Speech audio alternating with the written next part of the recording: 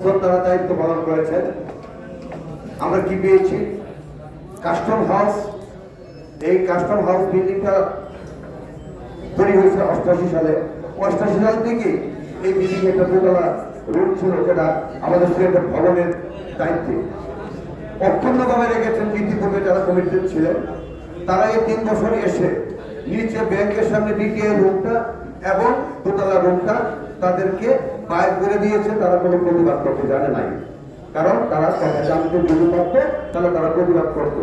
তাই আমি আপনাদের কাছে আকুল আবেদন যাচ্ছি, এই যে আমাদেরকে এখান থেকে বিতাড়িত করলো, এই বিতাড়িত হওয়ার আগে কি তারা কোনোদিন বলছে যে আমাদেরকে এখান থেকে তাড়াই দিচ্ছে? তারা কি তারা এই 29 জন তারা আমাদের এই সদস্য, তারা তো এই 1800 ভোটারের সদস্য, 1800 লোক তাদের সাথে ছিল।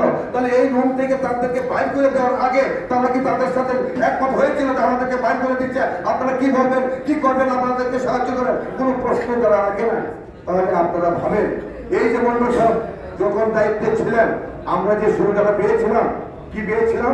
একটা সমস্যা হতো, আমরা যাইতাম তার বাসায়, ওনার কি হতো, উনি আমাদেরকে 1 কাপ চা 2 প্যাকেট বিস্কুট খাওয়াইয়া ওনার গাড়ি দিয়ে নিয়ে আমাদেরকে কাস্টম হাউসে দিয়ে আমাদের সমস্যার সমাধান করে দিত। আর এখন তাদের কাছে যদি আমাদের সমস্যার কথা তুলে ধরি, একজন বলে আমি আমেরিকা, একজন বলে আমি কানাডা। সুতরাং আমরা কি করবো? আমরা এই জায়গা থেকে পরিত্রাণ চাই। আপনাদের কাছে বড় জোরে আবেদন করছি, এই শিশুকে রক্ষা করেন।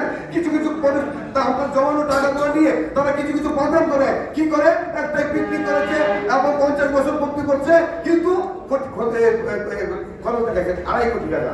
এই টাকাগুলো কার? আমার আপনার টাকা। তারা কাকে হিসাব করে নিয়ে এই টাকাগুলো খরচ করে আসছে? সকলকে আমি ধন্যবাদ জানিয়ে আমার বক্তব্য শেষ করি। আসসালামু আলাইকুম।